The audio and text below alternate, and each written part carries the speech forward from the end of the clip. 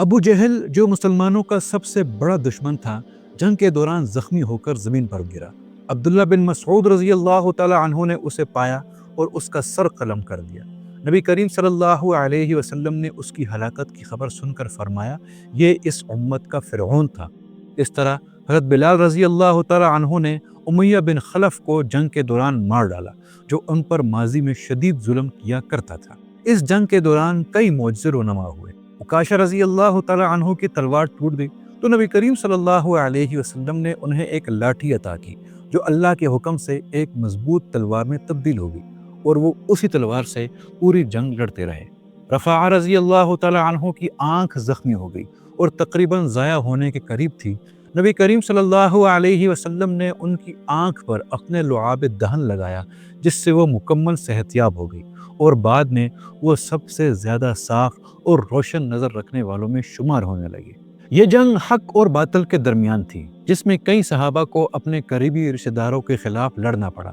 عبیدہ بن جراح رضی اللہ تعالی عنہ نے اپنے والد کو قتل کیا، کیونکہ وہ کفار کی طرف سے لڑ رہے تھے۔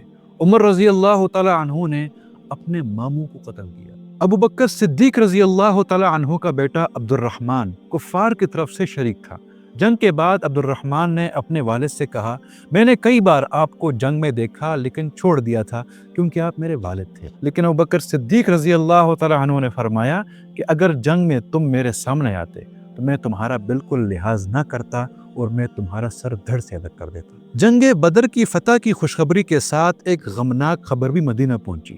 نبی کریم صلی اللہ علیہ وسلم کی لاڈلی صاحبزادی رقیہ رضی اللہ تعالی عنہا، جو سخت بیمار تھی، اس دوران وفات پا گئی۔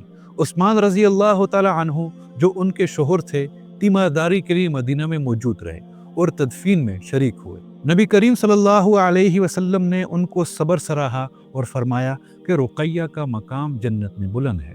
مدینہ میں فاتح لشکر کے استقبال کے دوران ایک اور اہم خبر گردش کر رہی تھی۔